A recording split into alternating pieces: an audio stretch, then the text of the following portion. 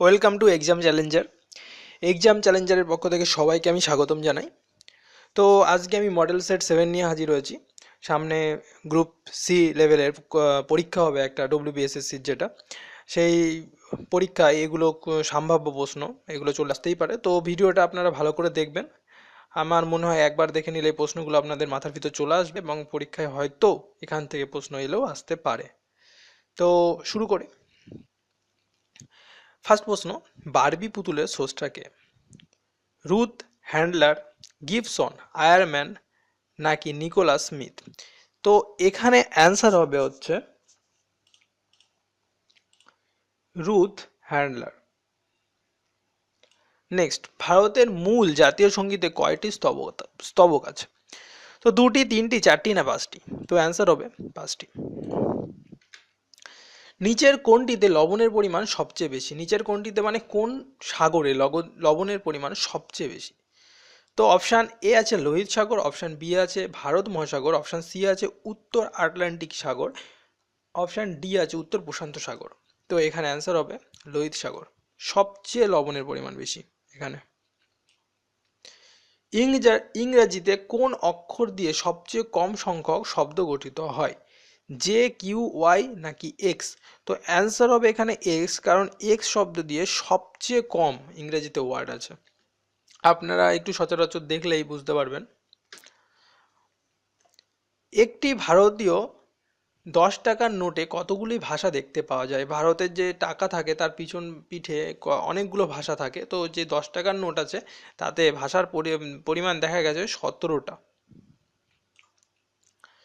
রামায়ণের রাজা দশরথের একমাত্র কন্যার নাম কি? শান্তা, শিবানী, শিউলি, মৌমিতা? তো অ্যান্সার হবে শান্তা। নেক্সট, আকাশগঙ্গা হলো একটি কি? আকাশগঙ্গা বলে রাখি, আকাশগঙ্গা বলা হয় ছায়াপথকে। আমরা যে ছায়াপথ দেখি তাকে আকাশগঙ্গা বলে। তো নেক্সট প্রশ্ন, আমাদের দেশের জাতীয় পতাকার সঙ্গে কোন দেশের জাতীয় পতাকার রং একই? মানে আমাদের দেশের সঙ্গে তাদের পতাকার রং পুরোপুরি মিলে যায়, সেটা হচ্ছে নিগার।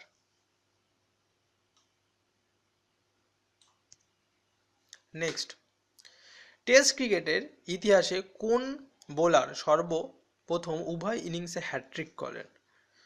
তো এখানে অ্যান্সার হবে নীল হার্ভে। ভারত পাকিস্তানের সীমারেখার দৈর্ঘ্য প্রায় কত কিলোমিটার? মানে ভারত ও পাকিস্তানের যে সীমারেখা আছে সেটা কতটা ভারত পাকিস্তানকে টাচ করেছে অথবা পাকিস্তান ভারতের সঙ্গে টাচ করে আছে, সেটা হচ্ছে 1200 কিলোমিটার। নেক্সট, ভারতের প্রথম কত সালে পারমাণবিক বোম টেস্ট করা হয়? তো এটা করা হয় ভারতে 1974 খ্রিস্টাব্দে। 1974 খ্রিস্টাব্দে ভারতে প্রথম পারমাণবিক বোমার যে টেস্টিং সেটা করা হয়। জনগণমন কে জাতীয় সঙ্গীত হিসাবে ভারত কবে গ্রহণ করে? মানে জনগণমন অধিনায়কও যে আমাদের জাতীয় সঙ্গীত, সেটা লেখেন তো রবীন্দ্রনাথ, কিন্তু এটাকে কবে গ্রহণ করা হয় ভারতের জাতীয় সঙ্গীত হিসাবে? সেটা হচ্ছে 1950 সালের 24শে জানুয়ারি। ইকোনমিক্যাল লিবারাইজেশনের জনক কাকে বলা হয়? প্রণব মুখার্জি, পি চিদাম্বরম, অরুণ জেটলি, মনমোহন সিং? তো আমাদের অ্যান্সার হবে Manmohan Singh. Next, metal of hope বলতে কোন মেটালকে বোঝানো হয় বা কোন ধাতুকে বোঝায়? তো অপশান এ আছে ক্রোমিয়াম, নিকেল, ইউরেনিয়াম, সীসা। তো এখানে অ্যান্সার হয়ে যাবে অপশান সি, ইউরেনিয়াম। নিচের কোন দেশটি ইন্দিরা পয়েন্ট থেকে সবচেয়ে কাছে অবস্থিত? শ্রীলঙ্কা, মালদ্বীপ, ইন্দোনেশিয়া, মায়ানমার? তো এখানে অ্যান্সার হয়ে যাবে ইন্দোনেশিয়া। ফ্রেন্ডস, এই ছিল আজকের উত্তর। প্রশ্ন উত্তরগুলো খুবই গুরুত্বপূর্ণ। তো আমি চাইবো যে আপনারা খুব ভালো করে দেখুন এবং অবশ্যই আগামী পরীক্ষাতে ভালো ফল করুন। তো ধন্যবাদ।